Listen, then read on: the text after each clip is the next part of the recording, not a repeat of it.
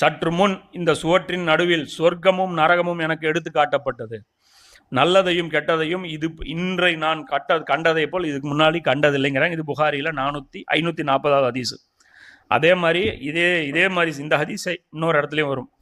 அவர் என்ன சொல்றாருன்னா, ரசூலுல்லாஹ்விடம் நபி ஸல்லல்லாஹு அலைஹி வஸல்லம் அவர்களிடம் விளையாட்டாக கேள்வி கேட்பது வழக்கம். இவ்வாறாக ஒருவர் நபி ஸல்லல்லாஹு அலைஹி வஸல்லம் அவர்களிடம் என் தந்தை யார் என்று கேட்டார். தம் ஒட்டகம் காணாமற் போய்விட்டது, அந்த ஒட்டகம் எங்கே என்று கேட்டார். அப்போதுதான் அல்லாஹ் அவர்களின் விஷயத்தில் இந்த வசனத்தை அருளினான். இறை நம்பிக்கையாளர்களே, சில விஷயங்களை பற்றி கேட்காதீர்கள். அவை உங்களிடம் வெளிப்படுத்தப்பட்டால் அவை உங்களுக்கு மன வருத்தத்தை ஏற்படுத்தும். குர்ஆன் அருளப்பட்டு கொண்டிருக்கும் வேளையில் அவற்றை பற்றி நீங்கள் கேள்வி கேட்டால் அப்போது அவை உங்களுக்கு வெளிப்படையாக கூறப்பட்டுவிடும்.